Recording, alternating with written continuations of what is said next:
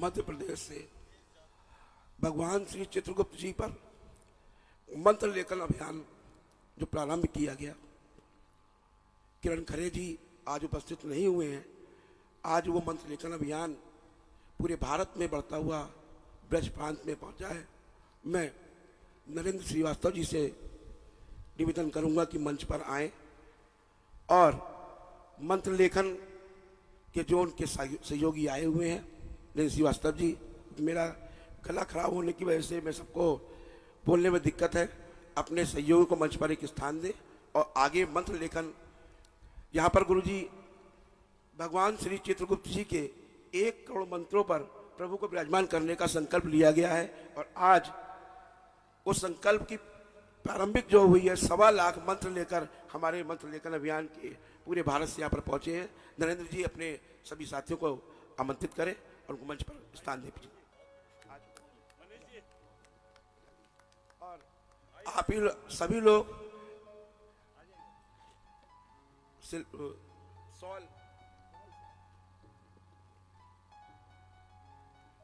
Sol लेकर शिल्पा और सरिता जी, आप लोग सभी संतों का आप लोग स्वागत करेंगे, सम्मान करेंगे। ऐसे जौहरी साहब जो ब्रज प्रांत के लिए आपको यहाँ का प्रमुख बनाया गया, यहाँ का प्रभारी बनाया गया है कि ब्रज प्रांत में मंत्र लेखन अभियान ऐसे जौहरी साहब मथुरा से हैं, आप चलाएंगे। हमारे लिए बहुत ही सौभाग्य का विषय है कि आज इस ऐतिहासिक दिन में शायद हम लोगों ने ऐसी कल्पना भी नहीं करी थी कि हम लोग इस मेहनत को करते हुए पूरी टीम ने गुरुजी यहाँ पर अपना ऐसा योगदान दिया है कि ये जो जमीन आप देख रहे हैं यहाँ पर आना भी बहुत मुश्किल था। और हम सभी लोगों ने और सभी बच्चों को मैं धन्यवाद करता हूँ कि उन लोगों ने यहाँ पर स्वयं खड़े होकर एक एक जगह को एक स्थान बनाया कि जहाँ हम लोग बैठे हैं इस जगह तक अगर आना हो तो हमारी गाड़ियाँ नहीं आ पाती थी। इस सड़कों का निर्माण हुआ, ये स्थान जो तैयार किया गया, क्योंकि इसको चिन्हित किया है प्रभु श्री चित्रगुप्त जी ने। जब मैं चड़ोपातका लेकर आया, आज मैं चड़ोपातका के विषय में बताना चाहता हूँ। ये चड़ोपातका पिछले वर्ष मैं तमिलनाडु किसी कार्य से गया हुआ था और कुछ कारणवश वहाँ रुकना पड़ा, तो रामेश्वरम गया और वहाँ पर 3 दिन के लिए सभी धार्मिक संस्थानों को बंद रखा जाता है। उसमें कोरोना का समय चल रहा था, तो बोले मंदिर बंद है। फिर मैंने एक चड़ोपातका ली और वो याद करते हुए दिन कि इसी स्थान पर भगवान श्री राम ने जब रावण का वध करने का संकल्प लिया था, तो यहीं पर उन्हें भगवान श्री चित्रगुप्त जी के लिए यज्ञ किया था, वह मंदिर स्थापित हुआ। तो हमने वहां से चड़ोपातका ली और वो चड़ोपातका आज सामने विराजमान है और इनका असर इतना हुआ है। पिछले वर्ष जब एक कार्यक्रम दिल्ली के अंदर तालकटोरा में किया गया और जो उसके आयोजक मंडल था मेरे पास आया कि मुझे नहीं लगता कि मेरा कार्यक्रम सफल होगा, तो मैंने कोई बात नहीं, प्रभु का आशीर्वाद आपको मिलेगा। और मैंने चड़ोपातका यात्रा पूरे शहर के अंदर निकाली। दिल्ली एनसीआर में स्थिति ये हो गई कि तालकटोरा स्टेडियम के बाहर लोग खड़ा होना पड़ा, स्टेडियम पूरा खचाखच भर गया। ये प्रभु का आशीर्वाद था। और उस दिन का सबसे बड़ा संयोग का फायदा उठाने वाला कोई और नहीं, दिल्ली के मुख्यमंत्री केजरीवाल जी वहां पर आ गए और उन्होंने प्रभु का आशीर्वाद प्राप्त किया और आशीर्वाद स्वरूप पंजाब का एक मुख्यमंत्री बनाने में कामयाब हो गए और दिल्ली में हासिल कर दिया। ये है प्रभु की महिमा, ये प्रभु की महिमा है।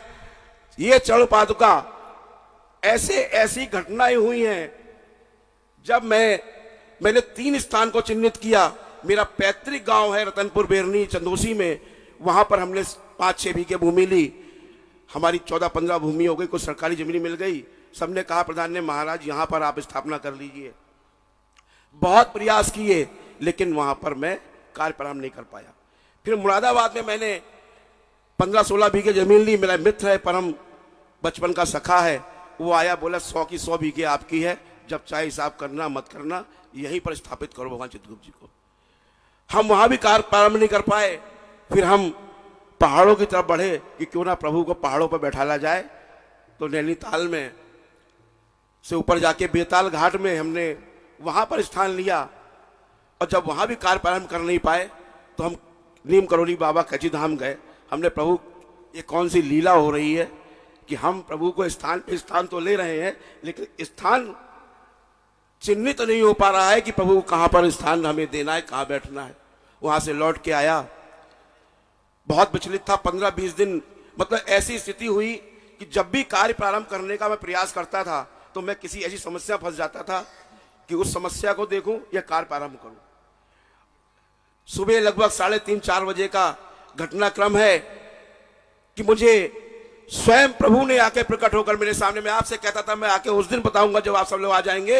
भगवान श्री चित्रगुप्त जी ने मुझे दर्शन दिए और कहते हैं आज तू जहां जाएगा वहीं पर मैं बैठूंगा। और मैंने सुबह 6 बजे अपने एक पंडित जी हैं उनको फोन किया, आप कहाँ कार्य कर रहे हैं? बोले वृंदावन में। मैंने आप भूमि दिखाने चलिए। बोले मैं आज बहुत व्यस्त हूं, मेरा बहुत नुकसान हो जाएगा। मैं सारा नुकसान मेरी तरफ, लेकिन आज मुझे वो स्थान दिखाइए जहां पर आप कार्य कर रहे हैं। वो 2-3 स्थान दिखाए, यहां पर लाया, प्रभु की चारू पात का लेखता हुआ आ रहा था, अंदर घुसता हुआ। और जब यहां आया तो मुझे कुछ ऐसा अनुभव हुआ कि मैं इससे आगे नहीं बढ़ सकता। मैंने प्रभु की चारू पात का जो वहां है यहां पर रखी। विकल्प मेरे साथ था उस दिन, विनोद श्रीवास्तव जी हैं वो साथ थे, सभी लोग आए। मैंने यहाँ प्रभु से आशीर्वाद लिया, मैंने बस स्थान मिल गया और मैं यहाँ सीधे जिस कंपनी की लैंड है उनके पास पहुँचता हूँ। और प्रभु के खाते से ही जो हमने चित्रगुप्त पीठ का एक अकाउंट बनाया हुआ है, हम करीब 4 साल से उस पर कार्य कर रहे थे, चित्रगुप्त वेलफेयर फाउंडेशन, उससे उन्हें केवल 21,000 रुपये ट्रांसफर करते हैं और उनको कहते हैं कि हम धनतेरस पे आपको इसका बयाना 51 लाख रुपए भेज देंगे। हमारे 11 लाख रुपए कम रह जाते हैं और हम जब वहाँ पहुँचते हैं कि एक पीडीसी चेक ले लो, वो खड़े होते हो, क्या कहते हैं महाराज जी हमें अब 1 रुपये नहीं चाहिए। मैंने ऐसे क्या हो गया, 11 लाख ही तो कम है।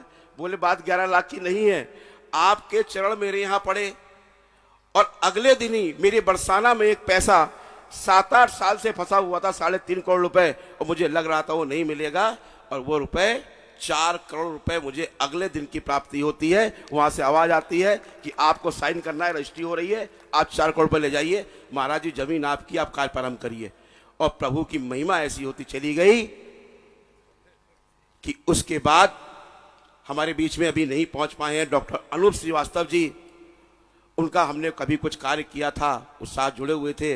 बोले संजीव जी हम चाहते हैं आप ही कुछ मदद की जाए, कि हमारा पूर्व नाम संजीव रहा है, तो बहुत से हमारे प्रिय आज भी हमें भाई संजीव के नाम से पुकारते हैं।